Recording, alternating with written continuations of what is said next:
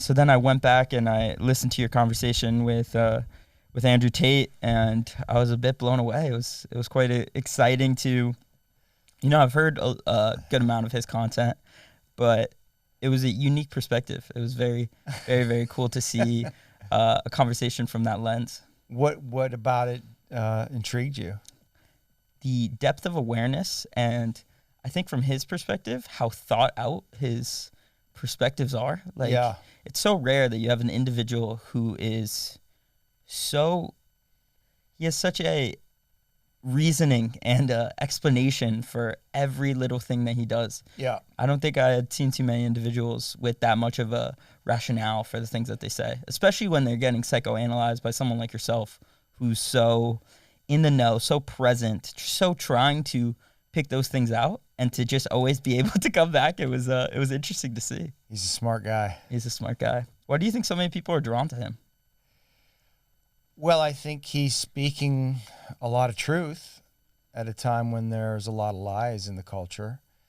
I think he's voicing the feelings that a lot of men have about masculinity and the way it's been demonized. And I think he stands proudly and forcefully for old school masculinity, which is duty and honor and responsibility and taking care of your business and keeping yourself fit and strong. And I think those are things that men like to hear. They want to be challenged. They want to be pushed. I think they like the firmness of a man like Tate. And I think a lot of men grew up without strong role models, strong fathers. And so he's providing that alpha energy, which I think a lot of men need and appreciate. So, and he's funny and entertaining and bold, and I think that's also appealing. I sat back after that conversation and thought about that same question for myself, and what stood out to me was it seems like we have a culture of a very feminine energy telling you you're perfect the way you are, and young men don't feel perfect the way they are. Yeah. And then guys like Andrew Tate, Jordan Peterson, and a lot of this more traditional masculinity movement, they're telling you that you're not perfect the way you are, but you can do something about it. And I think that that's so appealing for young guys. Yeah, I think men grow through challenge. And I understand the feminine perspective of love and acceptance and nurturance. And, as a psychotherapist, that's a big part of my job. You have to affirm people's feelings. They need to be seen. They need to be understood. And you need to demonstrate compassion for the things that happen to them. There's a reason that they are where they are if they're struggling. But from my perspective, particularly men, they also need to be challenged. And I don't think that, at least from my perspective, and like I said, in the psychotherapeutic community, that happens often enough, in part because most psychotherapists are women. So most teachers of psychotherapy are women. So it has a bias, and that's fine. But I think that's why a lot of men don't want to go to psychotherapy, because they don't feel that it works for them. And, and I get it. It makes sense to me. When I was in my training, I felt the lack of masculinity in the school that I was at. And I could feel that I was longing for something different. I appreciated everything that was being taught to me, and there was a lot of wisdom and power in it, but it always felt like there was something missing. So what I try to do with my work is bring that forward. Mm-hmm.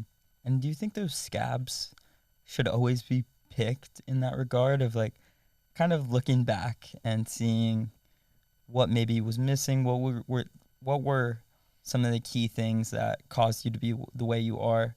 Does it matter? Well, I mean, I obviously have a bias. I'm a psychotherapist, so I think it does matter. Listen, it's a great question, and I get challenged on this question all the time, particularly by men. Like, what's the point of going back and reliving my past? And the reason is because we develop mental models and belief systems in response to the things that happen to us as children.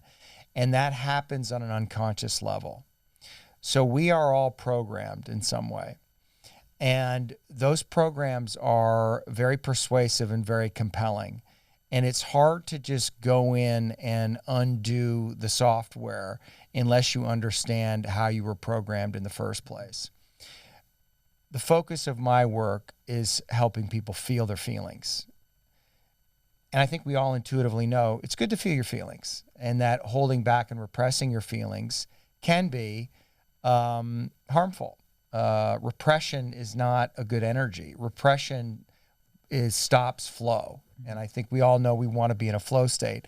That doesn't mean not being in control or command of your feelings. There's a difference between repressing your feelings and not being a slave to them, right? Like we don't want to let our feelings run our life, but the best way to make sure that our feelings aren't running our life is to be in connection with them, to be in touch with them, to understand what they are. Because the mind will fool us, and we can rationalize a lot of our behavior. And what's really happening is that we're just avoiding uncomfortable feelings. Mm-hmm. I wonder if, Stoicism is something that's super popular right now. And I think a lot of current people who are looking into Stoicism misinterpret that as thinking that you should repress those negative emotions or not show those negative emotions, but really it's in owning them but not letting you be owned by them. Yeah, but how do you do that? That's the question. Like, most people can't do that without training. Like, most of us are reactive, and that is the problem with Stoicism. They're essentially saying don't be reactive. How? That's a hard thing to do, because the reactivity happens very, very quickly. When we get triggered, it happens instantaneously, and then we are in something, and it's hard to get out of that. And we don't always know when we're in it. And so that's really the focus of my work. Like, what happens in those moments? What's going on when you get triggered, when you get activated, when you're no longer in reality? Well, what's happening is you're in, for lack of a better term, you're in a trauma response. You're in your history. Right? Something from your history, something painful, something scary, something that was maybe infuriating is being activated. And so in that moment, you're not in reality. You're projecting issues from your past onto the present moment. And then what we do is we rationalize it. So I think Stoicism is, obviously, it's a powerful philosophy. But even Tim Ferriss, who was a long time Stoic, let's say, and talked a lot about Stoicism, he came to realize that this very problem that I'm describing. And I remember he said it on the Aubrey Marcus podcast, and it was really striking to me, because this is the very thing that I say to all my clients. It's what I'm holding in my consciousness when I'm working with somebody. What is it that you're unwilling to feel? What a great question. Yeah, what is it that you're unwilling to feel? Like, what do you not want to feel? What is scary to feel? And the thing that you don't want to feel is going to cause you a lot of problems, because what happens is you're going to avoid all kinds of life, doing all kinds of things, because you don't want to feel the thing that might be brought up if you do this thing. If you decide, I want to have a podcast, right? But I'm afraid of the feeling that I might have to feel if people don't like it, or people think I'm stupid, or it gets controversial, or nobody cares. I don't want to feel that, right? So I'm going to avoid doing it altogether. I don't want to get my heart broken. I don't want to feel that. So I'm going to avoid getting involved in any real relationship. I'm going to keep dating people that are unavailable. So if you're not afraid to feel, what are you afraid of? You're not afraid of anything, because the only thing we're afraid of is feelings. And so my work is really about helping people feel everything inside them. And the issue is, and I'm kind of going on here, is that when we all got hurt as children in all kinds of ways, like there's nobody that didn't experience some kind of trauma, right? Pain. We weren't seen, we weren't recognized, we didn't get our needs met, we were ignored. It can be very, very subtle. It doesn't necessarily mean that we were, beaten or abused in some way. But those feelings are they're withheld, and they're hidden, and often shamed if there's not space for us to feel them.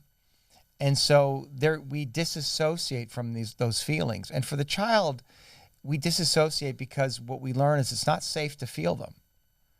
And then we take that mental model and then we bring it into our adult life. So what I discovered when I first discovered this work is that most of us are being governed by our unconscious emotions. We're just not aware of it. But once you know that, once you see it, once you have the experience of that, the world looks completely different. Like you look out in the world and you see how much fear there is in people, how much repressed anger, how much pain is there, and that people are living their lives unconsciously governed by these repressed feelings. And so I'm a real advocate for for feeling your feelings, and that doesn't necessarily mean you have to go back and talk about every single thing that happened to you over and over again. I agree with that. I think there should be a statute of limitations on that. At a certain point, you do have to look forward. You have to focus on your goals, and you have to let go of the past. But that's not always easy, and the mind is very, very tricky, right? Like our shadow is very, very tricky, and it can convince us of a lot of things that aren't true. Convince us to stay small, to stay protected, to stay safe. And so I feel you have to be really, really diligent about what's going on in your internal world and constantly be exploring, constantly be analyzing like what it is that's going on inside yourself, because your exterior reality is a mirror of your internal world. So if you don't like what's going on outside of you, you're going to have to change something that's inside of you. And going inside yourself and really exploring what's there is scary. It can be scary. And most people, if I sit here with you right now and I say, is there anything inside you that you're afraid to feel? How does that sound when I say that? Are there parts of yourself that are unknown that you're afraid of? The word that comes to mind immediately is vulnerability. Vulnerability, yeah. And I think that's probably pretty common among men. Which is meaning scared to be vulnerable? Scared to... Maybe I should rephrase it to helpless. I think I have prided myself as being a problem solver, as so many guys do. Yeah. So being in a situation where you can't solve the problem, or where you have to rely on other people to solve the problem, is it's a scary feeling. Yeah. Why? What's going to happen if you can't solve the problem? I think it's probably my ego liking to be in charge and liking to feel needed, and then having that reverse be true is it's a blow to the ego. Right. If you can't solve a problem, it means something about you, which is like what does it mean if you're helpless and you can't solve a problem? Like how does your mind interpret that? I think ultimately, if we're like really peeling the onion and getting down to it, it's like you want to feel loved, and you want to, at the end of the day, you want to feel admired and loved. And I think that when you are, or at least in my mind, if I am helpless, I will be loved less. Like there's something to be said there. When you are succeeding and doing things well, you're admired and loved more. Right. And the reverse of that is, I think, where that vulnerability stems from, or that fear of vulnerability stems from. Right. So that's an image you have. In order to be loved, I have to be a problem solver, or have to be successful.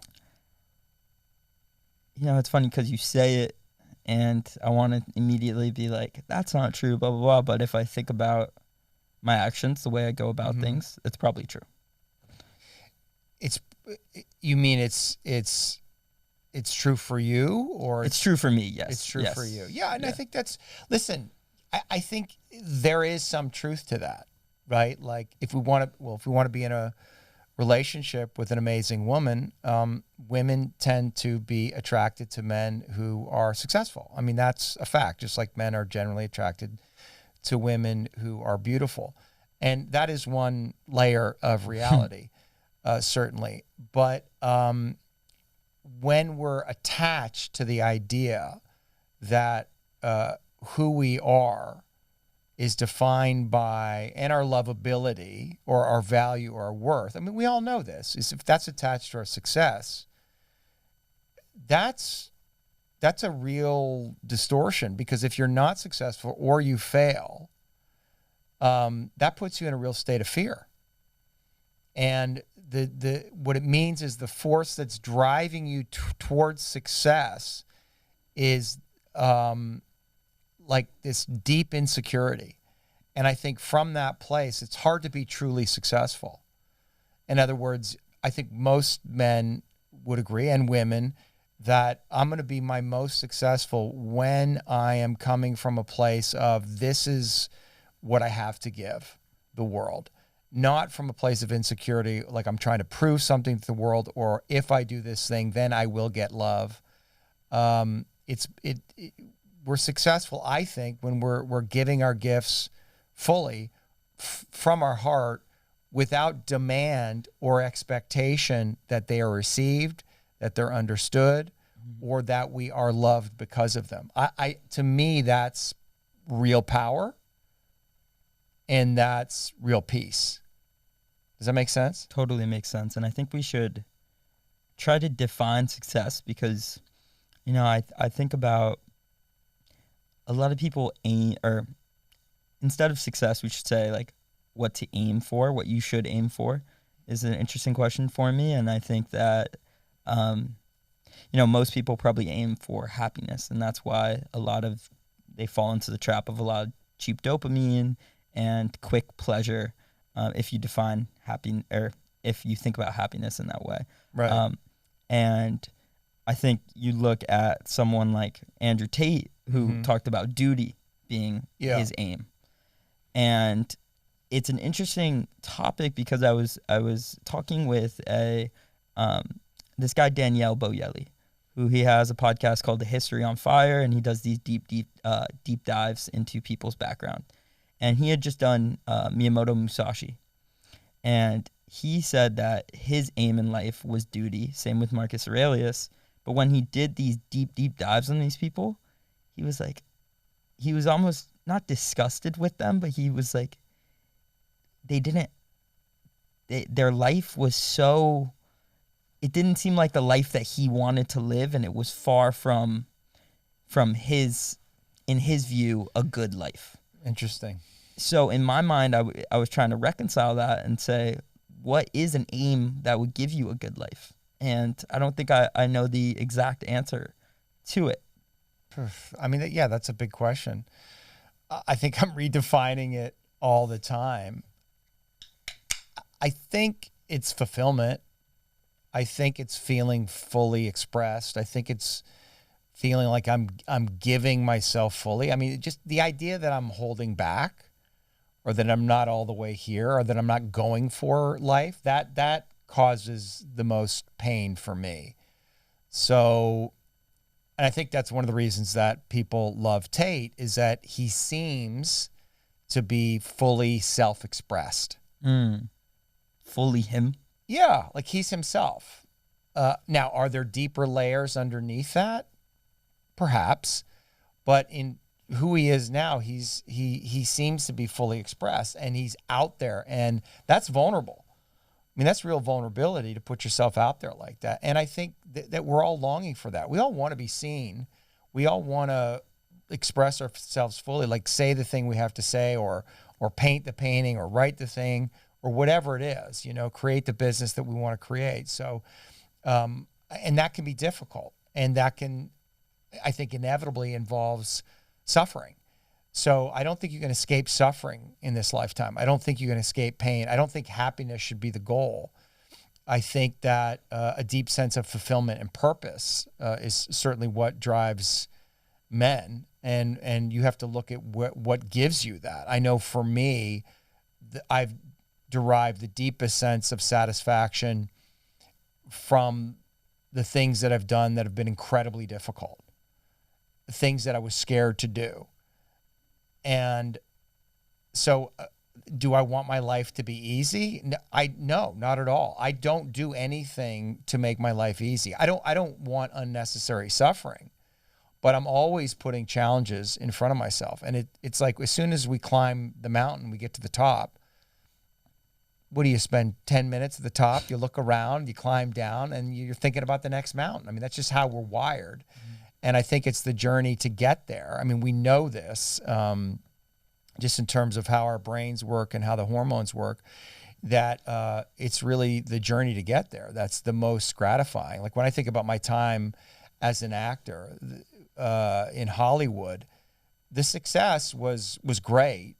But when I look back on it, the most fun I had, the time that it felt most alive, was when I was pursuing it and getting close. Like, I'm going to get something here. Like, something's happening. I'm in the zone. I haven't got it yet, but I'm almost there. And that time, that excitement of going to auditions and you know, getting close to it, getting close to the top of the mountain, that was the most fun. The success was sort of like, okay, you know, because I was, you know, oh, you got the part and you're excited for like 10 minutes.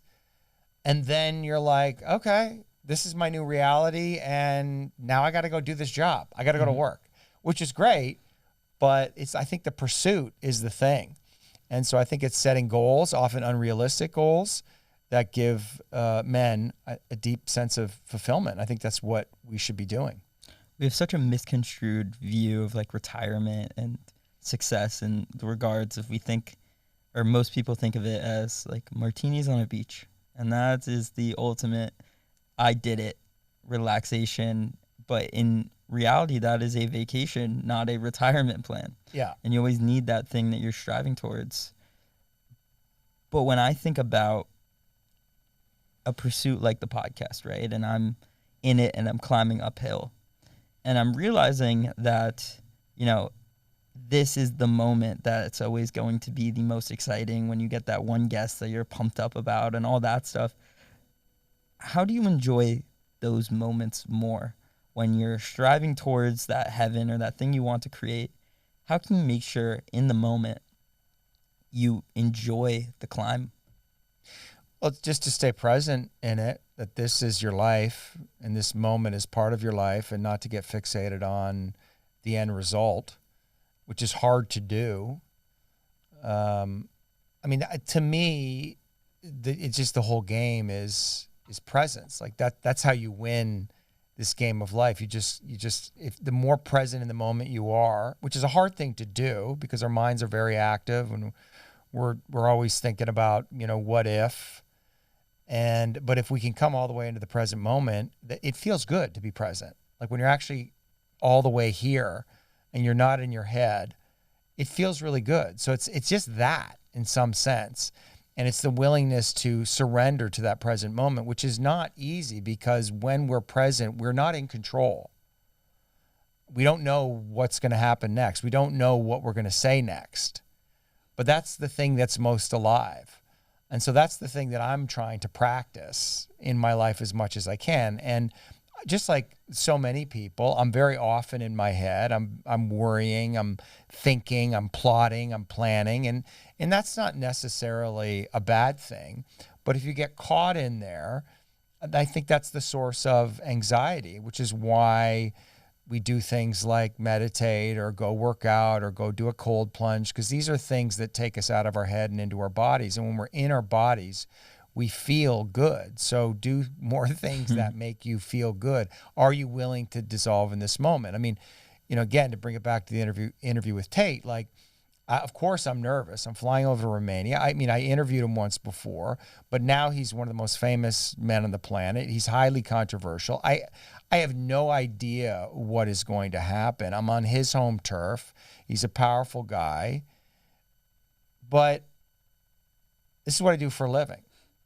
I sit across from people and I ask them questions. And so there's a muscle memory that's there. And I had questions written out on my phone that I was going to ask him. And I thought, am I going to print a sheet up? And I said, yeah, no, man, I'm just going to sit across from him. I'm going to get present. I'm going to stay in the moment. I'm not going to be worried about the next question I'm going to ask him. I'm just going to see what arises. And that's the only, I knew that was the only way the interview could be good. And that if I was present, would force him to come present. And now we're really in something. We're not in some contrived conversation. We're actually in a real dialogue, and neither one of us knows what's going to happen next, what's going to be said next. So that creates a tension. And now there's a story because the audience can feel the tension. If there's a plan that's too obvious, there's nothing alive in it. And so what I'm trying to do, like in my work, whether it's in my individual sessions or it's in my workshops, is to stay in that present moment and model that for my clients. So I'm just noticing what arises. I'm not trying to go search for something. I'm not trying to figure anything out. I'm not trying to think of something. I'm letting it arise from within, and I'm trusting whatever that is, whatever wants to come through me, whatever is there, I have to trust it because there's an intelligence inside me that I can access in the present moment that is greater than the intelligence of my mind. And that's the intelligence that I want to be in. I want to live from that place. And that's the commitment I made to myself like 30 years ago, that I was going to try and my best to live from my impulses and my instincts and to let that guide me wherever it was going to take me. The Lakota will just say it's spirit. You just follow the spirit. And whatever's happening is just spirit. Something happens, you don't like it, spirit. And if you trust spirit and you just stay with it and you don't resist it and you don't judge it just because you don't like it or it's not what you expected, and so you're disappointed, right? You let go of all that and you're like, well, this is just spirit. You know, and there's something happening here that I don't understand, that I can't understand. So I'm just going to go with it and see what happens. And what happens is inevitably it works out in some kind of miraculous way that you never could have planned. And that's what life is. Always, for everyone, I think. I mean, I agree with you. And it's so interesting because I see it in the podcast. And as you get better at this thing, I don't know what I'm going to say next when I'm present in this moment, but it always works out. Somehow, some way, I always, at the last second, can think of something to respond or to say next. And when you're saying that, it almost hits a light bulb moment for me, thinking about Joe Rogan and that being his superpower. I think Naval Ravikant had a tweet one time where he said, the most incredible thing about being interviewed by Rogan is that he's exactly where he wants to be. Not for a minute do you feel like his attention is elsewhere. And I think, you know, there's so many podcasts out there, so many people who do deep dives and all this research and stuff. And, you know, Joe maybe doesn't do all of that much research, but he's present, and that presence shows. And it's one of the reasons why I think he's been able to do what he's done. I agree. I think that's absolutely right. He's incredibly present. He's in the moment. He's in the flow. And that creates almost like a vortex and energy. And so the guests are pulled into that.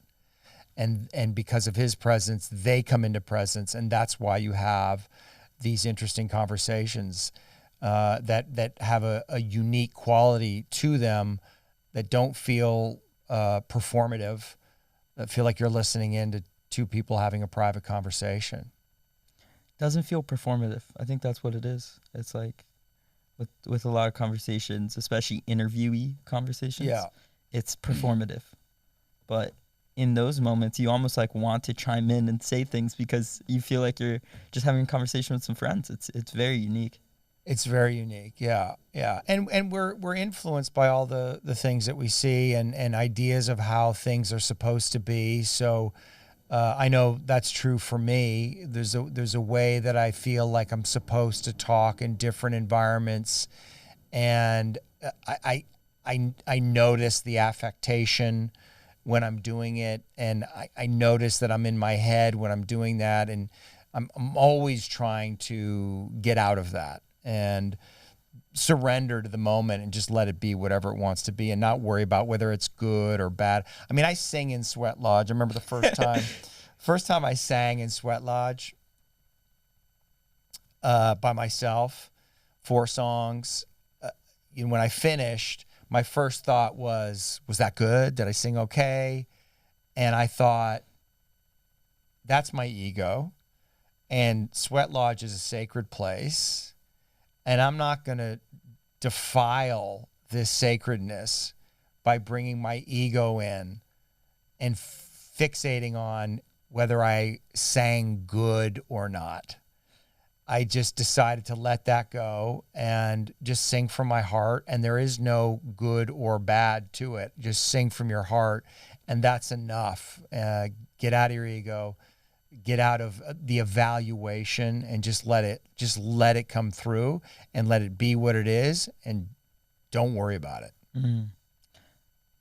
To give context to that, so you do a lot of work studying and taking part in some Native American traditions. Can you elaborate on it? Yeah, I started training with Lakota music about 8 years ago. And what is that exactly? Well, Lakota is a tribe, Native American tribe out of South Dakota, and Custer's Last Stand. That was the Lakota. And they have a very rich tradition, a lot of beautiful ceremonies, and they have a lot of music, a lot of songs. They're prolific. And so I started working with a Lakota song carrier, a medicine man, and he started teaching me songs. I fell in love with the music for whatever reason. I was just drawn to it. I'd never sang before in my life, really. And I started singing with him and drumming with him, and that it's a whole world, that music. And the deeper you go into that world, it just things open up. It's like anything, any deep study you do on anything, the deeper you go, the deeper it is, and the more that you learn, and there's like a mystery almost in there. And I became captivated by it. And then I started going to sweat lodges, and then I went on a vision quest, which is 4 days, 4 nights, no food or water, alone in nature. And there's a whole ceremony around that. And then I started sun dancing, which is 4 days, no food or water, dancing around a tree in an arbor. It's very intense. It's a lot of suffering, but it's very beautiful. The ceremonies are very beautiful. So I don't know why I got drawn into that. I just, fell in love with all of it for some reason, but it became a way for me to connect with spirit, connect with God. I didn't realize at the time, but I had a deep longing to connect with spirit, to develop a deeper relationship with God. I was sort of, I think, agnostic for a lot of my life. I didn't not believe in God, but I didn't really have a relationship. And it was really through the teachings and the rituals and the ceremonies of Lakota people that I was able to, it creates a framework to connect to God and spirit. And that's where I go. It's my church. Sweat Lodge is my church. I go every Wednesday. We sing, we pray, we're together in community, and it's become a touchstone in my life, something that I'm incredibly grateful for. And you might call, they wouldn't call it a religion, but one might call it a religion, and it's not that different, I think, fundamentally at its core than other religions, but it's got its own unique flavor. It's very tough. Obviously, if you think of the Native Americans out on the plains of South Dakota and North Dakota and Minnesota and Wyoming, it's rough country. So you can imagine that their traditions, their spiritual traditions and ceremonies would require a lot of suffering to prepare them for the difficult circumstances in which they lived. But there's deep meaning in that suffering when you do it consciously and intentionally, and it breaks you down, breaks your ego down, and opens you up to different realms, different understandings, different way of knowing life and knowing God. And other people, take ayahuasca or do other things to access that. But I just really enjoy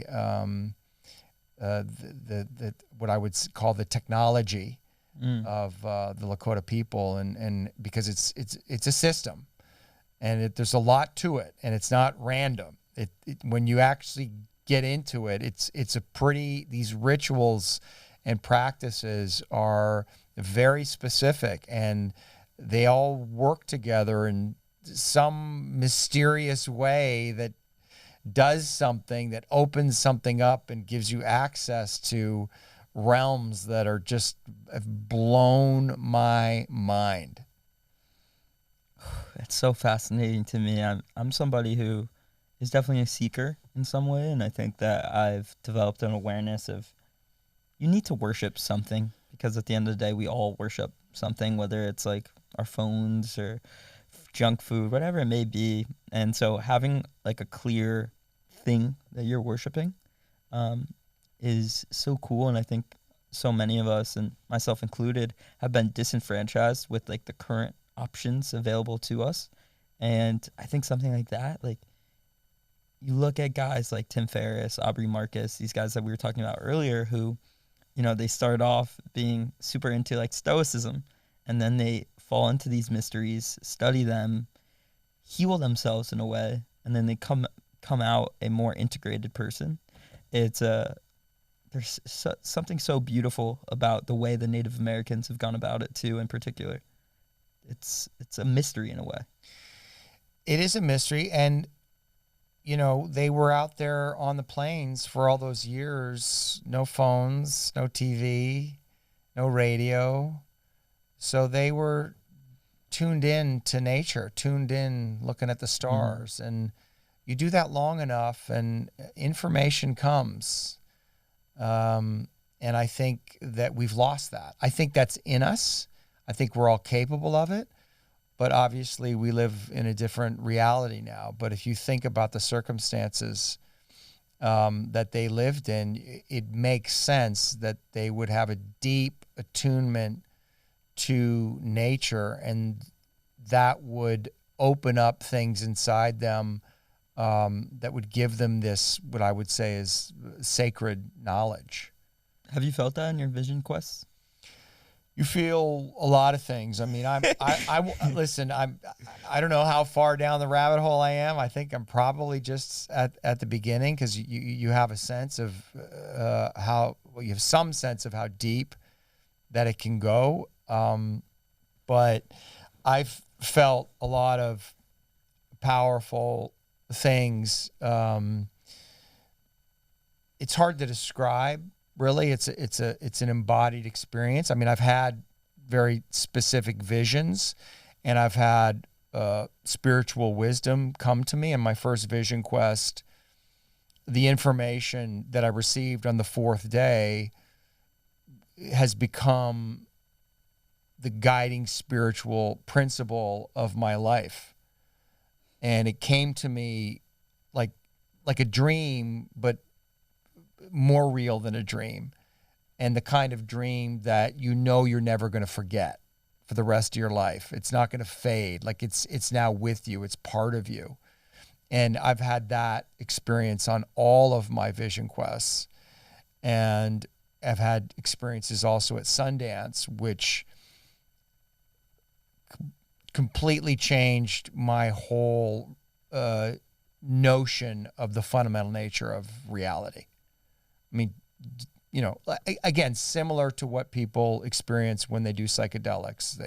They look at the world, they take some mushrooms, they drink some ayahuasca, they're opened up to different realms, and now the world looks completely different. It's like a layer has been opened up for them, and they've traveled through some portal to see something else. It's the same thing. And you're not doing any psychedelic assisted during that time. Yeah, it's the same. It's the same thing. It's just through the sacrifice, through the fasting, it's through the no water, and it's through in the Sundance, it's the activity, which is the dancing, and then the music.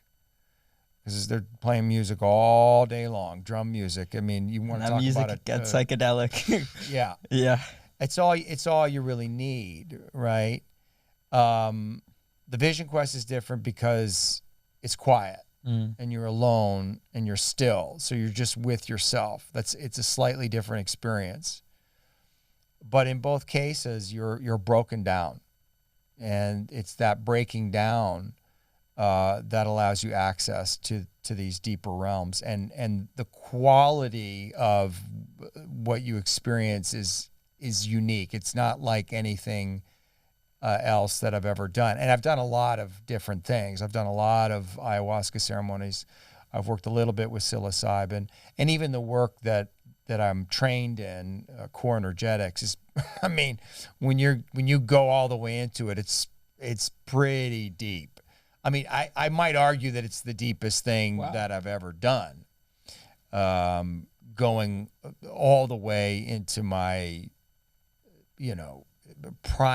most primal feelings, murderous rage, the part of me that wants to get revenge and torture and to act that out and to feel that part of me and play with it and to let it be seen, and then going all the way into it and then having that take me to my pain, and then having my body shake as I weep, and I have this release, and then an opening of my heart where I feel everything is one thing. I'm in love with everything, and I suddenly realize that the illusion of separation. So in some sense, I feel like all things, practices, modalities, ceremonies are all leading to that thing. There's just a million ways in, but the training that I did in core energetics with this woman, Ann Bradney, it's as deep a thing that I've ever done. And that's no psychedelics. No psychedelics, no. Crazy. I mean, there's a quote from Aristotle. I think he was talking about his experience at Eleusis, which have you heard about this? No. So Eleusis was this place in ancient Greece that only the highest ups would go. And it was a 7-day, they would have to walk there and they would fast for 7 days. And then they would get to this temple. And it sounds like they have a very similar experience to you. And in Aristotle, in talking about his experience, said, to know God, you need to experience God. Mm-hmm. And it sounds like that was kind of similar to how you felt. Yeah, yeah. That's why these conversations about God that you see on TikTok with Sam Harris and they're debating, it's all bullshit. Yes, yeah. You can't, as soon as you're talking about it from that framework, it's pointless. Mm-hmm. God is a felt experience. Mm-hmm. It can't be understood. The Tao that can be named is not the Tao. It's just that simple. Like, and we've all had an experience of God. I mean, whether it's, you're making love, you're lost in a sunset, like you're totally dissolved into the flow, and this other intelligence wakes up inside you, and you have a feeling of connectivity. Like, we've all had that feeling. Mm-hmm. Nobody's not had that feeling. To me, that's God. I mean, I guess atheists would describe it as something else, just some chemical reaction in your brain. That's fine. But again, the conversation I had with Tate, and I think about this all the time, is my faith makes it so. So my belief in God makes God real. And if I believe in God, I feel more powerful. Therefore, mm-hmm. God is real. It's just that simple. That's the logic of it. It's that beautiful, I think it's my favorite idea from Tate. It's this concept of, it doesn't matter if it's true, if it's useful to you. That's right. It's beautiful. That's Jesse Elder, actually. Yeah. Yeah. Who is Jesse Elder? Jesse Elder, he calls himself an action philosopher. He's I guess he's a coach, a personal coach, business coach. You should follow him. He's one of the most interesting people out there. He lives in Austin. Oh, wow. Fascinating guy.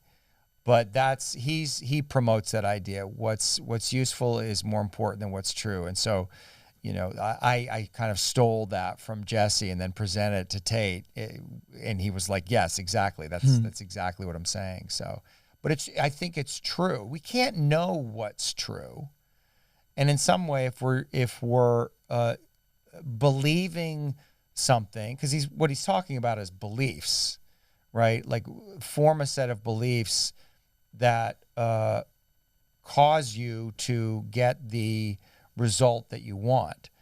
Are those beliefs true? It doesn't matter. If they're useful and they get you the result they want, then you could argue then they must be true. Mm-hmm. So, it's a kind of circular logic, but I think that's right. Now, the issue is the human mind is very prone to self-deception. And we also have unconscious negative intentions. What do you mean by that? Unconscious negative intentions for ourselves, or for ourselves, just in general. So if I've been hurt, let me give you an example, because that'll be the easiest way. My mother left my father and then left my stepfather. And, she had good reason. But that left me with a feeling of, I can't trust women. Like, women leave. Mm-hmm.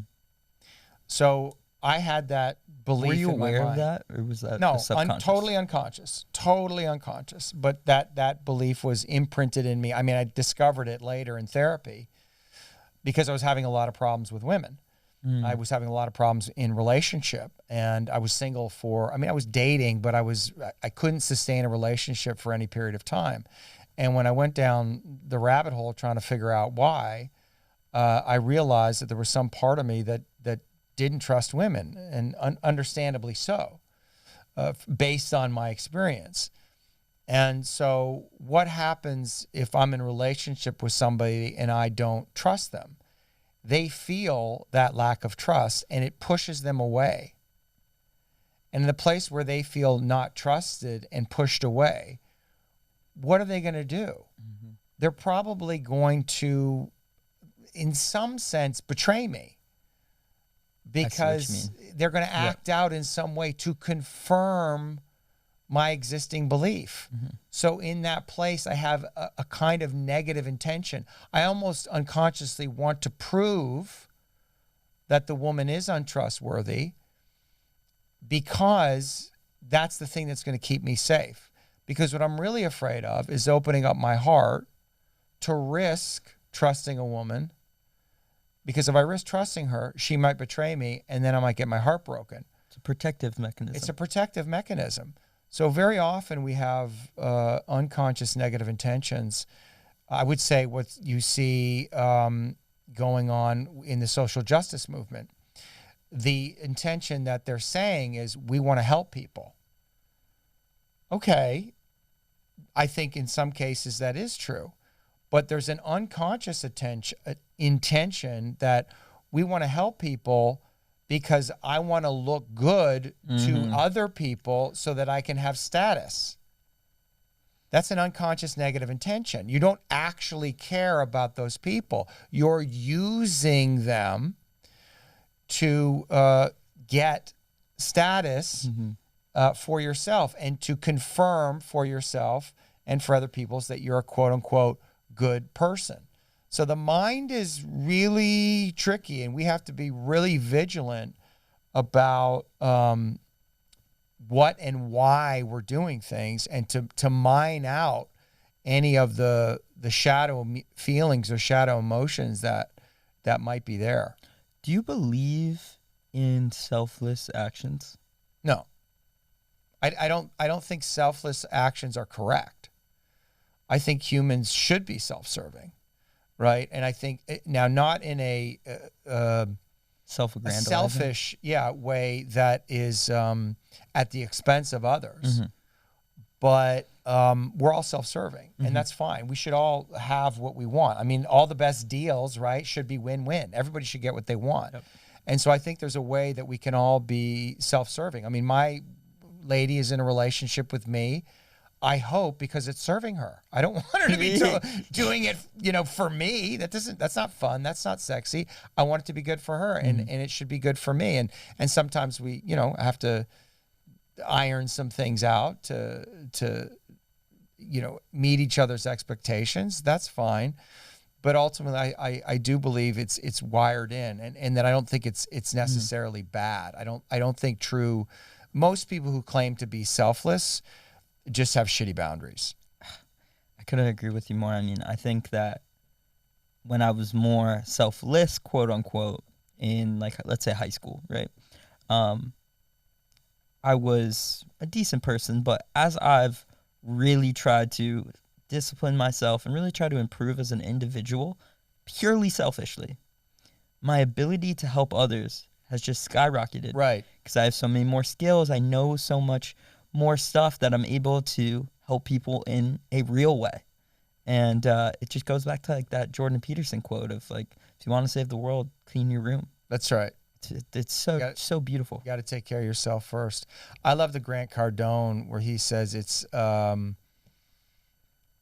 selfish to be poor. And it's such a striking thing to say, but he goes on to explain, like, if you have money, you can help a lot of people. And so it's good to make money. You can do the most good in the world if you make a lot of money. Now, you know, obviously that's Grant Cardone. He's got his own perspective, but I think the principle applies. Like, not everybody's has the intention to make $1 billion, but I think we should all be striving to be the absolute best version of ourselves for ourselves, but that is also the best way to serve humanity. Mm-hmm. And I think, you know, as I get older and hear stories about saints and people who are really wise, it always seems to come out of some recklessness. Right. In their younger years. Do you think that recklessness or wisdom is recklessness is a prerequisite for wisdom in a way? It's interesting. I never thought of that. But it does make sense. There's something about the energy of recklessness that is courageous. It's searching for something. It's willing to take risks. It's willing to be bad, to not be seen as good. It's willing to push the boundaries of things. I mean, I would say those are the higher self qualities of recklessness. Certainly there's lower self qualities, you know, self-destructiveness, resentment, bitterness, revenge, you know, all kinds of, we're acting out. I think a lot of people act out from a place of recklessness. But I could see that once you really heal that, there's a quality to recklessness that could really serve seekers in particular as adults. I mean, so many people were delinquent children, difficult children that went on to have enormous success, and it's hard to believe that those two things are in some way correlated. Like that, in order to be successful, really successful, you have to be a bit of a rebel. Mm-hmm. That's what sparked the question. Is you brought up Grant Cardone, and I'm not the biggest fan of Grant for some of the things that he says, but he has a very interesting story of being a drug addict and being just a crazy man in his younger years, and then of having this massive success later on. And I was just curious the relationship between those two. Well, I think it's really just what I said. I mean, I know a lot of addicts that have healed, that have gone on to do like amazing things, and there's some life force in them like that maybe they can't contain, and so because they can't contain it, they're susceptible to addiction. To help them regulate their energy, it's obviously not a great strategy, but maybe that's the only thing they knew how to do at the time. And then once they get it together and are able to focus and channel and contain their energy, then from that place they can create amazing things. It's almost like a mania in a way. It's like you look at addicts and they always do some crazy things in recovery, in the sense of like running ultra marathons or doing things that the average person would think is insane. Yeah. And it's like this life force or this energy, like you were describing before, is presented within a person. It seems like it's the same energy it takes, like that obsession is like the same energy it takes to be successful. Yeah. I mean, it's also, I know this is true for me, the thing that the place of my genius is also the place where I'm completely insane. And the two things are right together. I can't escape it. And it's not a thing that is that I wanted to accept. That there is a place in me that's uncontained and wild and neurotic I have my issues. And I don't like them. I don't want to be seen in that way. But the truth is, those qualities, those shadow qualities, the light of them is where all of my gifts lie. And so I've just had to accept, like, I can't have one without the other. And the deeper I go into my, quote unquote genius, and we all have a genius. I'm not trying to say that I am a genius, but into my genius, the more that shadow material surfaces. And so I'm always having to confront it, be with it, regulate it, deal with it. It never goes away. And, I'm 54 now, and, I've been doing self-help work, all kinds of things my entire life. And then you just get to a point where you just have to accept yourself as you are, the good, the bad, the light and the dark. And then you realize, well, that's actually all you ever needed to do, that you're not going to eradicate all of these quote unquote negative aspects of yourself, that the path to salvation, to redemption, to peace is just to come into acceptance of all aspects of who we are. I think a lot of people's fear with like psychotherapy is that if they heal themselves, they'll get rid of the genius. Yeah. That's it. That's an illusion. That's a defense. I get it. That's what I thought. A lot of people think that. What happens when we are traumatized as children? And I don't even mean traumatized. Just when we're socialized as children. The aspects of ourselves that the environment approves of, we will accentuate. The aspects of ourselves that the environment disapproves of, we will repress and deny. But the repression of aspects of ourselves as a child, that's incredibly painful, because it feels like who we are. It's just our life force. It's just our energy. It's just our impulses. So when we feel like it's not safe to express those aspects of ourselves, it's actually quite painful. And it's scary, because now you have a part of you that you believe is a threat to your connection to your caregivers. And your connection to your caregivers equals life. So literally your survival is at stake. So I'm just giving some context around all of this. So what happens is we deform defenses around that, right? We adapt ourselves and to fit what we perceive our environment wants from us. We all know this, right? We do this. And in that adaptation, we develop certain skills. So in my case, I had a little bit of a chaotic childhood.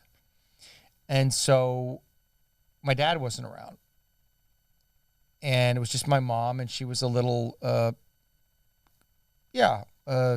not present all the time, let's say. So the environment wasn't safe. So I became hypervigilant, extremely hypervigilant. And so I learned to read energy, to read people, to read a room. I was doing it for my own safety.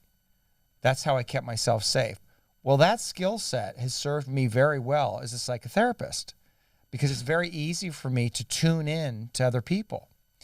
And so we all have these skills that we've developed as children, that are defenses that we've adapted ourselves. Now, when you go through therapy and you realize what you've been doing and what your defense is and how it's been distorted, like in my case, there's a hypervigilance that's not necessary. I'm not a little kid anymore. I don't need to be hypervigilant. But I don't have to give up the skill that I learned. And this was the thing that I was trying to convey to Tate. He doesn't have to give up this tough aspect of himself to be vulnerable. That part of him is always right there. That's always going to be a tool in your toolkit. So, and I say this to my clients all the time, you don't have to give up anything. I'm not asking you to give up anything. Everything you have, all the skills you developed, all this energy, all your ambition, you don't have to give up anything. all I'm saying to you is that there's more to understand about yourself. There's greater depth to you that you're not aware of. And there's things that are in the shadow that may be unconsciously sabotaging you. And so what I'm trying to convince people of is if you can know yourself more, if you can understand your history, if you can understand your defensive, if you can understand your shadow, that's going to make you more powerful. And the reason it's going to make you more powerful is because it's going to make you more present. And you're going to be clear about what's motivating you. And all of those things add up to what I would say is power, efficiency, which I think for most people equals success, whatever that looks like. But that's what we want. So I think therapy is for everyone. I don't think there's a lot of great therapists out there. So I understand people like, I tried therapy, I didn't get anything out of it. Well, you probably had a shitty therapist, or you had a therapist that wasn't right for you. But I can promise you, there's a lot of great therapists out there. I mean, the woman that I work with, Angela she's the one. I mean, she's a colleague, but if I'm having any difficulty, I go to her, and I can tell you, man, she will set you fucking straight. Mm-hmm. There are people that know what's going on. They're almost like shamans, and I think they can be incredibly helpful and useful. I think you do have to be careful about indulging in continuing to go back on your past and fixating on your pain and all the problems that happened to you. I get that. I get all the criticism. I did an interview with a guy, and that's all we did. I mean, he wrote this article on the Tate, on my Tate interview, kind of criticizing me and therapy. And so I reached out to him. I said, hey, man, why don't we have a conversation? And he asked me all of these questions about his concerns or doubts about therapy or the effectiveness of it. And we had an amazing conversation. And a lot of things he was saying, I think were correct. I think there's a lot of valid criticism. And I say this all the time, particularly for men. If you only have the money for jiu-jitsu or therapy, you should go to jiu-jitsu. Like, don't go to therapy over jiu-jitsu. Get in your body, get in connection with other people. You're in a community, you're building self-esteem. That is better for you, I think, than therapy if you can only do one. But I'm sure there's a lot of people that are working out at 10th Planet that would get a lot out of my workshops. They would learn a lot about themselves. And I would argue it would make them better at jiu-jitsu. I don't think you're wrong with that. I think that a lot of times that subconscious behavior, it just plays with you a little bit, and it takes you out of the present moment, like you were saying before, and in sports in particular, being in that presence and in that flow is everything in having success. Yeah. And, I had a conversation with a friend who did a fair bit of psychedelic therapy, and I think he's 28. He said he wished he held off doing that until he had more success because it made him drop wanting to play status games and competitive games because those driving forces that were not good fuel, but they were fuel. I understand. He said that he wished he waited to do those things because that fuel would have served him. That's a fair argument. I mean, I was driven to be an actor unconsciously because I wanted to win the love of my mother and father. That I didn't realize that until later, but that's what it was. And so would I have had that success without that pain? I don't know. Maybe, though, I would have had more. Mm-hmm. Maybe if my intention had been cleaner and clearer, I would have pursued it with more vigor and with more artistry, because there wasn't this undercurrent of insecurity, need attached to it. So I understand what your friend is saying. That's an interesting point, though, the need, because you lose the neediness. And I think Matthew McConaughey said what switched him from having some success in Hollywood to having massive success in Hollywood was saying that he wanted her but didn't need her, and talking about Hollywood as the industry. And that probably holds true for getting in a relationship, getting any type of success whatsoever. When you take away that need, or that, it's almost like wu wei, Yeah. like that forceful trying to white knuckle your way through things, it flows better and you're able to figure it out more. Yeah, and maybe your friend, I mean, I understand why he would feel that way, but maybe he just has to get used to a new way of orienting himself to the world. So it just feels that way right now. And he may have to go through a period of, a liminal space as he adjusts and adapts. Because if you've had one organizing principle of reality for your entire life, and then suddenly you decide to give that up, well, it's going to take a while to adjust and recalibrate. And so there may be a period of time where you're not sure about what it is you want to do. So you feel like you're not motivated, but in fact, you're just not motivated by the same thing. That makes a lot of sense to me. And I think that when you were talking before about the vision quest and some of these activities that you've done with the Sundance, for me as a seeker, that lights me up, and I want to experience something like that. But I also feel like I need to be called to do something like that. How do you think we should know, one, what to do, like how to go about doing one of those things, finding those things, and then knowing when you feel called to it? It's a great question, and I made sure that I felt called. It's a long journey with this Lakota. I went very slow because of that. I wanted to make sure all along the way that my ego was not involved. And I don't know if that's possible to completely eliminate the ego, but I wanted to do the best I could. And I work with a lot of good people who kept me in check, and I think help mitigate against that possible tendency. So that would be the first thing, is to have some kind of spiritual teacher or elder or therapist or somebody who can help you discern what is coming from ego and what is coming from a deeper, more higher self impulse. Those are hard to distinguish. Yeah, it's hard. It is very hard to distinguish. It's a feeling, but again, I think we can rationalize. We can fool ourselves. What I do, it's a great question, is I go to this woman, Angela, and I just start talking to her about what's going on for me and how I'm feeling, and the decision that I'm wrestling with, or what it is that I'm thinking I want to do.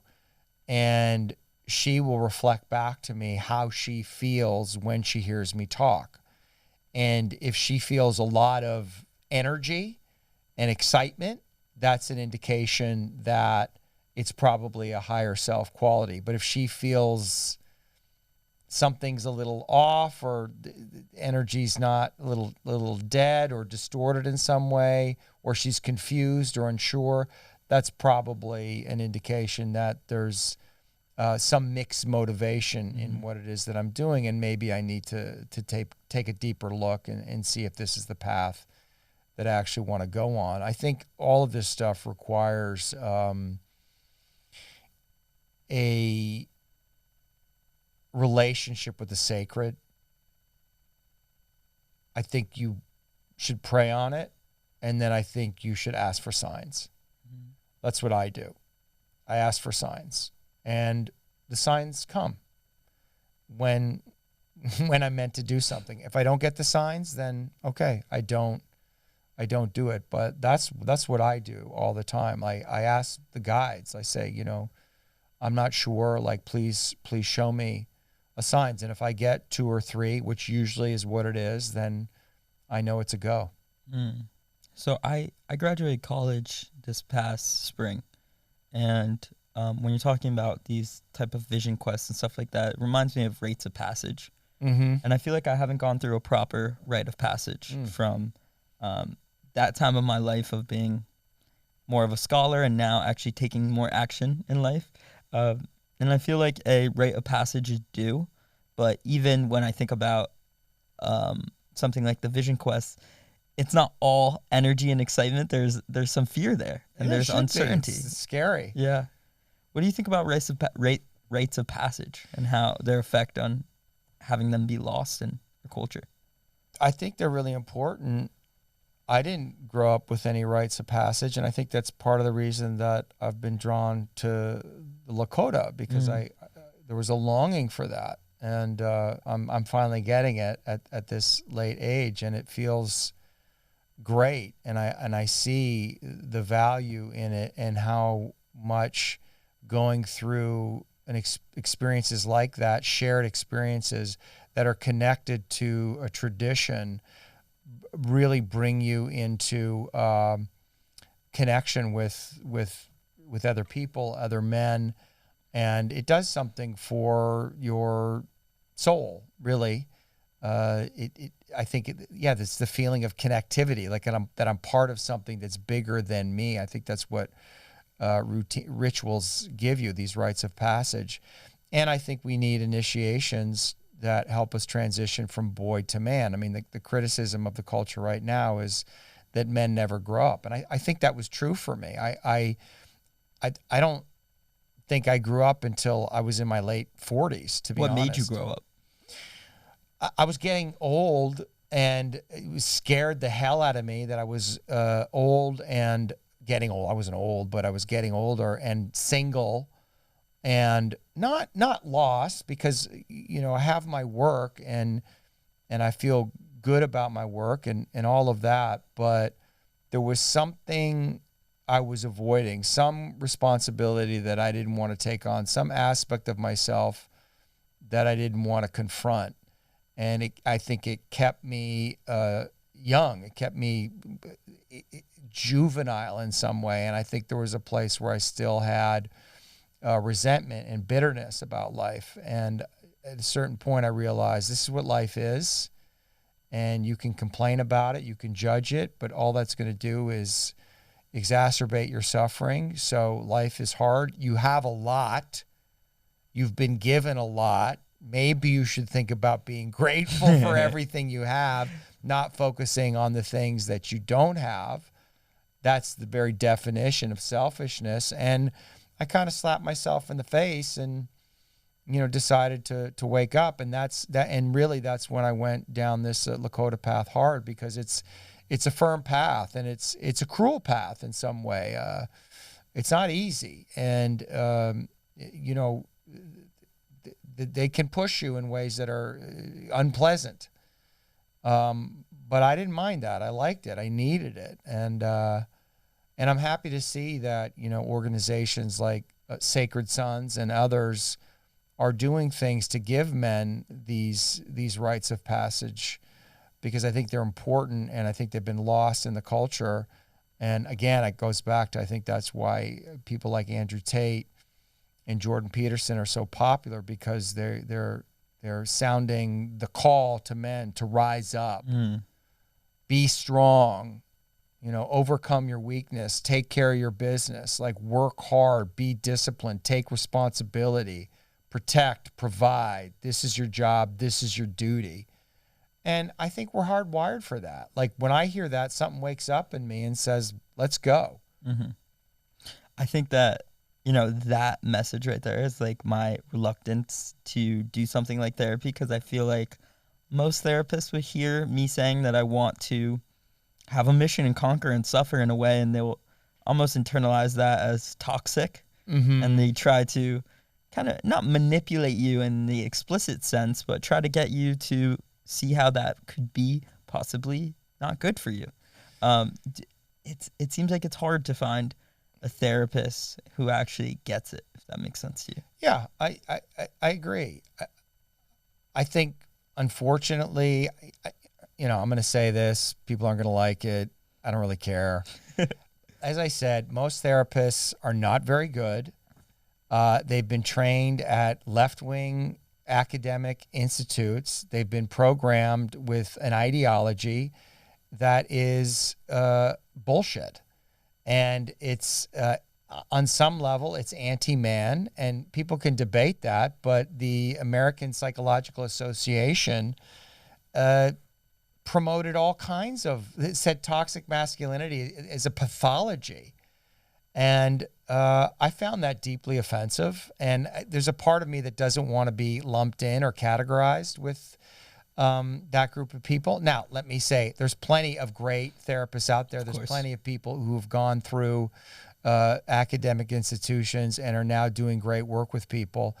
But there is a severe bias in that profession. And so I am understanding of young men like yourself who are like, why would I want to go sit with a therapist who's going to try to convince me that my aggression or part of me that dominate or win or be successful is bad? It's not bad. That's why we're here. We are all the descendants of ancestors who were brutal murderers and committed genocide. That's why we're here. So that is in us. We can't escape that. And to demonize it is absurd. We have to, I think, accept it. We have to channel it. We have to understand and evolve that energy, certainly. But the energy of aggression is absolutely vital and necessary if you want to survive in this world. So I'm not trying to talk anybody out of their aggression, anybody out, even the call to dominance. I mean, that's how we get great things. Is people want to, dominate something. I want to create the best whatever. Elon Musk, I want to dominate the car industry. There's something in that makes incredible things and beautiful things in technology. So again, there's a shadow to everything, but just because there's a shadow to something, it doesn't mean we should, throw the whole thing out. Totally agree with you. I think Chris Williamson, the host of Modern Wisdom, he had a clip that went pretty viral recently talking about the difference between male depression and female depression, and how the way that therapists treat male and female depression is the same, where in reality, female depression, they make them feel loved. And in male depression, they do the same, but men, they want to feel powerful. They don't care as much about feeling loved. Yeah. And that perspective is interesting. Yeah, that's Adam Lane Smith, and I think he's a really wise man. He's a therapist, and I think he's doing great work, and he speaks to this better than anybody. That's exactly right. Listen, we all need understanding. I said this earlier. We all need compassion. We all need to be seen. We all need our feelings validated. That's across the board. But men do need to be challenged, and they want to feel powerful. They want to feel useful. And so just telling a man that they're loved for exactly who they are, it doesn't work, man. It doesn't work. We all know that. It's like a man feels good when he goes out with a bunch of guys and accomplishes something. Mm-hmm. And so that's what men should be doing to get over depression. For me, depression, I mean, I just wrote about this. Depression is unexpressed rage and grief. And so it's not that we are depressed, our feelings are depressed. That's how I see it. It's depressed. It's a great feelings. reframe. Yeah. And if we can, and that's, again, what my work is helping people express the feelings that have been repressed and held back. But once that process has happened, I mean, you're going to feel good about yourself when you are doing things that make you feel good. So there's no person on this planet that's going to be depressed if they were walking for 90 minutes a day. I just don't believe that. I don't believe that's a thing. Like if you're up, get off your ass and you're actually doing things and accomplishing things, even if they're just little things, I just don't think that you're going to be depressed. And I think, Tate's got a point when he said he doesn't think depression is real in the sense that were our ancestors depressed? They didn't have time to be depressed. They were too busy couldn't think doing about it. shit. And then so in some way, this whole idea that we're depressed, it's kind of an indulgence, but also maybe we have to take it seriously because it's a product. What I would say is a very diseased culture that's lost its way, that's lost its values, that has made comfort and pleasure its highest priority. And so, and the access to pornography and cheap, salty, sugary food, none of that is a recipe for a healthy life. So, the phone addiction, all of it. So maybe there's good reason that people are depressed is because essentially that the culture is sick. How do you think porn's affecting young men? I mean, I can only speculate about what I read. I mean, I can't imagine, man. Like we didn't have that when I was a kid. Like I think I watched porn first time in high school, but it was like a VHS tape. So it just wasn't accessible, or you had to go into the convenience store and buy a Playboy or Penthouse, but you saw the pictures. I can't imagine what it's like for a kid, 12, 13, 16, to have access to that much explicit material, everything that's out there. And I think about me when I was 17, 21. I mean, you're horny all the time. I mean, you got hormones pouring through you, and you don't really realize how insane you are until you get older. And you look back and you're like, oh my God, I was nuts. You're just, which of course it makes sense. You're just, what does nature want you to do? It wants you to find a mate. It wants you to procreate. So it's like you have almost like have a one-track mind. Yeah. You will not realize how insane you are until in your, I don't know, whenever it happens for you. For me, it was like about 46, when I was just like, holy shit, that was nuts.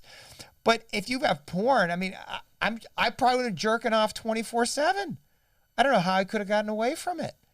So it's a problem, and just the depletion that it causes and the distortions, and you don't have to go out and meet a girl. There's a new girl on your TV screen, on your computer screen all the time, and we live in a virtual world so much. So it's almost like they have crazy sex life. It's just virtual, and it's sad. It's very sad, but it's happening. I don't know if we can change it. I think the force of it is so powerful. You can't really outlaw it. I guess you could, but I don't see that going over. So it's a real problem. I think it's having a significant impact on relationships between men and women. We'll see what happens. I don't know what it is for your generation. You grew up with that, and as somebody who grew up in a different time, I look at your generation and I just think, wow, how are they even doing it? But I'm sure that, my parents looked at me and thought the same thing. I don't know. Maybe it'll just evolve in some way that's unexpected, but it feels sad. It does. It does feel sad. It feels like it's taking the sacredness out of relationships and out of that the meeting between like men and women. It seems like it's very it sexualizes everything. Yeah, like right. The way that it affects a young man, it just makes everything. They feel like everything is that. Right. And I don't know. I guess we'll see how the effects of it. But what do you think about the role models we have for young men right now? We've mentioned Tate and Jordan Peterson a ton. Mm-hmm. And they're really at the forefront of people who kids are looking up to. Do you think that they're good role models for people? I do. I think they're good men. I don't think either one of them is perfect. I don't think either one of them would claim to be perfect. I don't think any man should look at one man for all the answers. I think you have to find it within yourself. I think there's things that Tate has to say and Jordan Peterson has to say that are useful. And I think everybody should take what's useful from whoever it is they're paying attention to, following, reading, and let go of the rest. And ultimately, every man has to find their own path and feel resonance with that. I'm glad those guys exist. I'm glad they're out there. I think you're going to see more people evolve, more leaders. I think there's lots of great people in the culture. I think Tim Ferriss is a great role model for men. Aubrey Marcus, the guys that I know from Sacred Sons, who founded and run that organization, they're fantastic. So I'm seeing a lot of powerful men rise to the forefront. I feel like their message is good. I feel like they get it. And I think that I think that's going to continue, and I think we're going to see a resurgence in men and masculinity. I think women, more than anyone, are going to be really happy about that, because women do not want weak men. They want strong men. They want to be able to follow and trust men, and they're not going to follow or trust men who are weak. And I think men are understanding finally that that it's okay for them to step all the way into their power, whatever that looks like. Obviously, it's not always going to look like Tate. It's not always going to look like Jordan Peterson. There's a lot of way it can be. It can also be, power can be very gentle. I mean, you look at these old movie stars back in the day, Gary Cooper. I mean, he was a quiet, gentle man, but that dude was badass. And even John Wayne, there's a whole mythology around John Wayne. But if you actually watch his movies, he was a gentleman. He was kind and he was dignified, and he was a man of few words generally, but the words he said were impactful, and you could see he would show up with a deep sense of responsibility, and he was accountable, and he understood his role. So I'm a big fan of those old school guys. I think, unfortunately, some of the movie stars we have nowadays. You mentioned McConaughey. I think he's a great role model. So it's happening. The pendulum swings. I understand why all this happened, and it's given men an opportunity to look at themselves, because I think it's fair to say men let women down, let themselves down. They stepped back. They became corrupt. They indulged in their pursuit of money and drugs and indiscriminate sex. And so, of course, women were fucking angry about that. And maybe women had something to do with that. They were complicit in it in some way. I'm certain that they were. But this rise of this of feminism and of this, the Me Too and this anger and vitriol that's been directed at men, they probably deserved it. We probably deserved it. And was all of it fair? No. Was some of it ridiculous? Yes.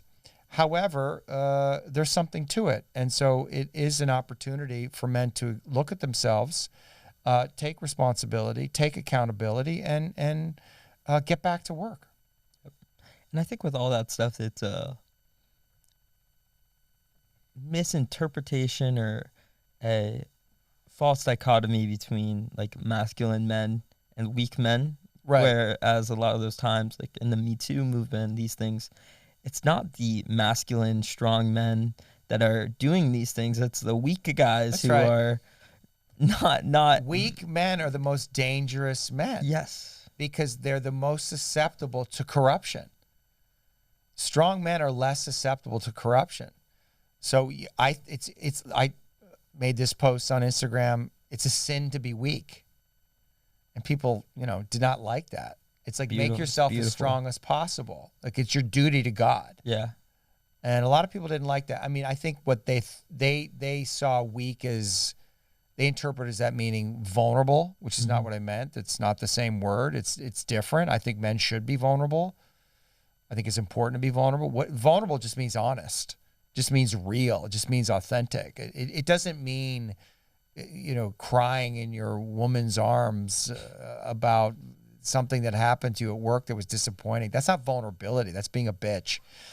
Like vulnerability is just being real and honest. So, and I think men should be vulnerable. But I don't think they should be weak. And I think it's important. I think it's your obligation as a man to make yourself as strong as possible. And if for no other reason than it's going to make you feel good. We feel good when we're strong. So make yourself strong. Do what you have to do to make yourself strong. And if you're having a hard time doing that on your own, then, join a CrossFit gym, get with a group of guys, do something, get into community where you can be held accountable and be with other men and be in that struggle together to realize that you're not alone. It's imperative. We're an attachment species. We're meant to be in tribes. We're meant to be together. We're meant to grow together. So I would encourage all men, if you're listening, it's like, get involved, get in community, get with other men. You cannot do it alone. Mm-hmm.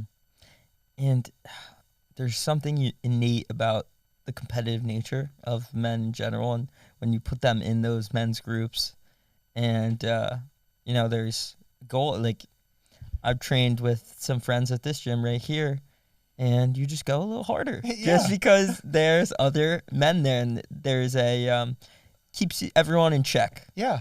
And there's something to be said about being in that community for one, we just feel so lonely as a society. We're more connected than ever, but I mean, if you look at the statistics, we're more lonely than ever. So the community aspect of that is great for that. But it also just makes you better at everything. Yeah. Because you just want to go harder. Yeah. And it's fun. It's fun to be with a group of guys and busting balls and competing with each other. It just feels good. And usually, I mean, obviously, sometimes, there's some assholes get mixed in there. But generally, my experience is most guys are supportive. They want the best for you. And that kind of competition is usually done with great spirit. Mm-hmm. I think Austin is particularly easy to find those. Yeah, those it's places. everywhere. But elsewhere, it's hard to find those people. I think, especially when you're into improving and like getting better and trying to be uncommon in some way. Uncommon people are uncommon to find. So finding those groups, or even putting yourself in those situations, like coming down to Austin, meeting these people, it's needed. It really is. And it's hard to find in your hometown. That's probably true. I have a bias because I've lived in big cities where all of that is available. Fortunately, there is the online world, and you can find there are groups, there are communities, there are men's groups that you can join. I mean, I'm hosting right now. It's a 16-week men's intensive that I do.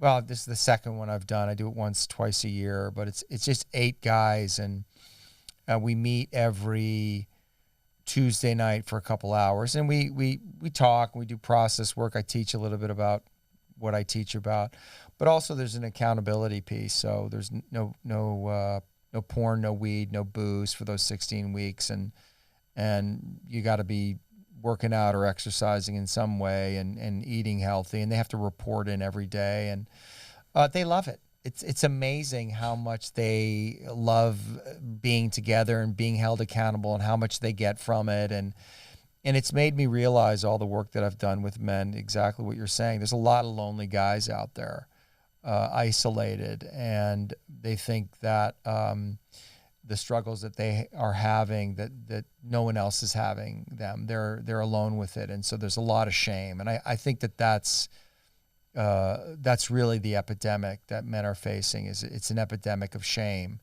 and the antidote to shame is to get with other people and be able to share these vulnerable parts of yourself and realize that you're not alone, that it's not just you. That most men are carrying around some form of shame, feelings that they're not enough, feelings that they're not lovable, fear of rejection, all of these normal feelings that we have that we want to disassociate from. But we all have it, and it's okay, and it's fine. It's you can still live your life. You can still show up. You can still do the things you need to do. You can still find a good woman. You don't have to be perfect.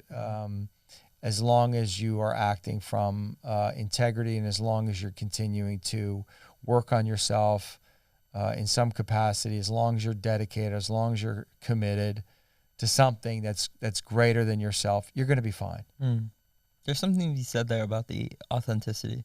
You mentioned it in the beginning of this conversation with Tate, but authenticity is a magnet, because so often, especially nowadays, it's rare to find authentic people. And when you do find those people, it's just such a breath of fresh air that you just want to be surrounded by them. Well, they're undefended. And so they're easy to be with because there's no pretense. And that is very attractive. They're not putting any demand on you or on the world to see them in any particular way. And I guess what I mean by that is most of us, on some level, are trying to control other people's perceptions of us. And, there's all kinds of ways that we do that, how we style our hair, how we dress, which is fine. We're all doing that to some degree. But sometimes we get lost behind the mask. And people can feel that. They can feel when you're not all the way there, or you're presenting an aspect of yourself that doesn't feel real, and you're hiding something else. And when you're trying to be in a relationship with somebody like that, or communicate with somebody like that, what they're asking of you is to be complicit in their delusion, or in that you have to agree with their mask in some way, if that makes sense. And that takes effort. That takes work. Then now you can't be yourself with them. And so now you're not really connected. And so when you meet somebody or you're around people who are authentic, they're just being themselves, that gives you permission to be yourself. And then all of a sudden there's just a lot more space and openness and freedom to exist and to explore ideas. And because that's what we're longing for. I mean, what I've learned from all the years of studying and then practicing psychotherapy is that the deepest thing that people are longing for is connection. We just want to be connected, first and foremost to ourselves.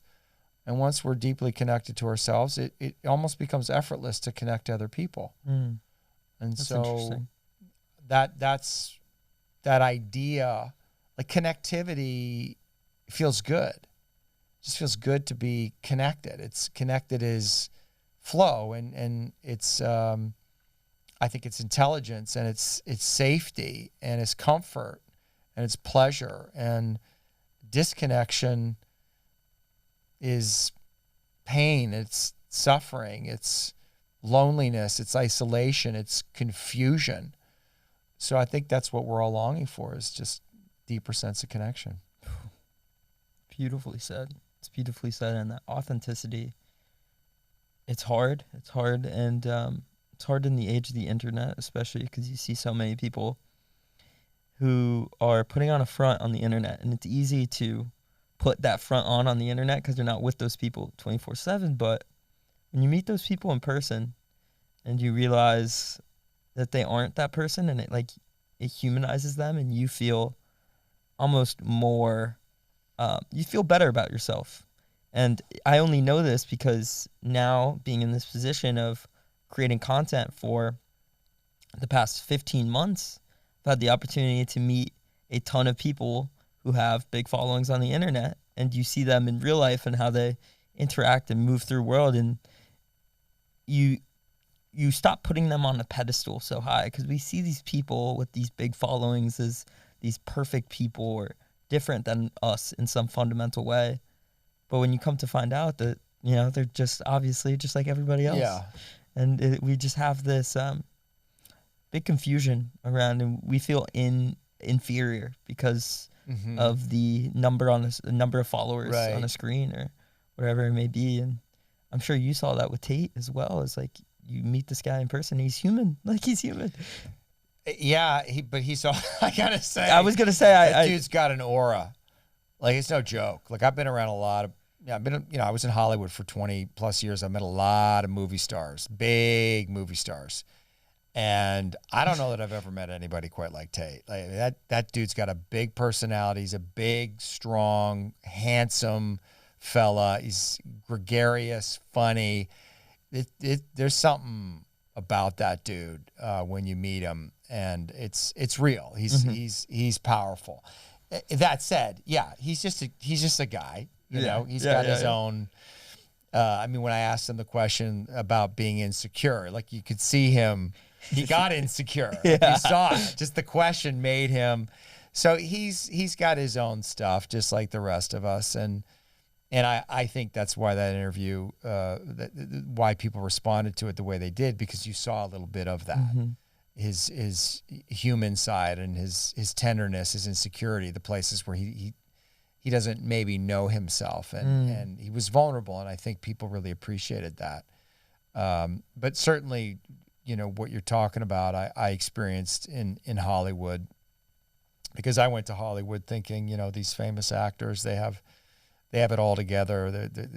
Their lives totally figured out, and it's the exact opposite. They're insane. They're nuts, just like everybody else. I don't mean extra special nuts, but they're neurotic and afraid, and they're just people. They just happen to have this particular talent, and they're very good at it. But you know, they're not inoculated from all the regular things that we all experience, and that was a eye-opening experience for me to see that and have that whole industry be humanized. And but you know, I still do it. Like I still see somebody on Instagram and see that they have a big following, or they make a couple of videos that I'm really impressed by, and I'm like, wow, they really got it together, and it evokes some insecurity in me. It's amazing that mechanism. It's quite crazy, and I'm fascinated by that aura that you're describing with Tate. Is it all of those things that you described, or is it like a more spiritual, a different element from the big, strong, intelligent side of things? Is there something else to the aura there? Well, his physical presence is striking. I mean, he's, I don't know, 6'3". He's ripped, but perfect. Like he's got a perfect. He looks like, you know, he's like a supermodel almost. And well dressed, styled, great smile, laugh. He's funny, warm, welcoming, kind, an amazing host, all of that, right? He's just that guy. Yeah. And he's at the center of a firestorm. So this is what I think people don't appreciate about what it's like to be somebody like Tate or Obama or Trump. The amount of projection that is coming at them is just, it's insane. Nobody is really seeing them. They come out and people have all of this reaction to them, both love and hate. And their ability to stand inside themselves and hold on to themselves in the face of that mass projection is a skill that very, very, very few people have. I think it's unbelievably hard thing to do, and I think people don't appreciate how difficult it is. And the fact that Tate continues to maintain a sense of humor, that he continues to maintain gravitas, that he continues to just, you know, do his thing unabashedly, fearlessly, in the face of being canceled off social media, having governments declare that he's a horribly bad person and a bad influence on kids, having countless articles and tweets and videos made about what a horrible person he is. And he just keeps going. I don't know if I could do that. I don't know if I could handle that kind of psychic energy coming at me and maintain my sanity. So when you meet somebody who's able to hold all that, that's impressive. And there's an aura around that, because that's real power. I mean, people could talk about, say whatever you want about Trump. You love him, you hate him, you think he's good or he's bad. The mass negative projection that he held to me was just, I couldn't believe it. It never got to him. He just was cracking jokes. He didn't care what was going on. The whole world is telling him he's Hitler. He's just up there cracking jokes. He doesn't care. I mean, now people would say, oh, he's psychopathic. No, he knows what's going on. Yep. He's the puppet master of this whole thing. And, there's some wizard shit happening there that people do not appreciate. But where does that come from? Is it a security in oneself that it's like, I don't give a shit? I think it's a deep security in oneself. It's a knowing about your own power. Is it a narcissism? Well, I think narcissism is built in again. So I think that's the shadow of it. I don't think you can escape it. It's, I'm not going to characterize, look, I think we're all narcissists. I think American culture is narcissistic. I don't think there's anyone in America who's not a narcissist on some level. That's a good point. So some have more narcissism than others. And so people like Trump, is there narcissism there? Absolutely. I mean, what we would refer to him as in the context of the work that I do is psychopathic. It doesn't mean he's like a psychopath in the traditional sense, but it's actually a defense. It's a way of a way that they had to adapt themselves to survive their childhood. So psychopathy is an adaptation, which is I have to be more than what I am, and so I have to make myself into something that is amazing and great and powerful in order to get the love and attention that I want from my parents. I am also have that defense. And so I know exactly what that is, which is probably why I don't feel threatened or triggered by people like Tate or Trump. I see myself in them, and I know the game that they're running. I see what it is they're doing, and I see the goodness in it. For other people, it feels scary and threatening. And I understand that. I'm very sympathetic to that because they represent the bully in school who beat them up or stole their girlfriend or whatever it was. However, this kind of psychopathic defense, the light in it, the gift in it, is they're masters of energy. And they're extraordinarily powerful. And they're usually very, very smart and exceptional communicators, and they make the best leaders. Now, it's what we say, the healed psychopath is the greatest leader. And so what you're seeing with these men is you're seeing both the light and the dark in them. And you see what you choose to see. If you're a fan of these guys, you see the light. If you hate these guys, if you're triggered by them, you're only going to see their darkness. Both things exist in these men, and it's okay. Both the light and the dark exists in everybody. It existed in Obama, whoever your favorite, Oprah, whoever your favorite, Nelson Mandela, Gandhi, Mother Teresa. I promise you, they had a light and a dark. And if you look hard enough, you're going to see it. David, I'm blown away by you. This episode has been absolutely incredible. I have these notes here in front of me. I don't think I even looked at it one time. And that's just a testament to you and the presence you bring in conversation and the insights you have. This has been phenomenal. I can't say thank you enough for this. Appreciate you, Ryan. Thank you. Thank you. Is there anything else we haven't talked about today that you want to quickly talk about before we finish today? Not really. I mean, we could talk forever. We but, really can. Yeah, go to my website if you want to come. If you're curious about the work that I do, davidsutcliffe.com. I do workshops here in Austin, Texas, every 2 months, and I have all kinds of offerings all the time. But yeah, you can sign up for my email list. But come to a workshop in Austin if you really want to have a deep and powerful experience. Yeah. These Austin workshops are an opportunity to really. It's unlike anything you've ever experienced before.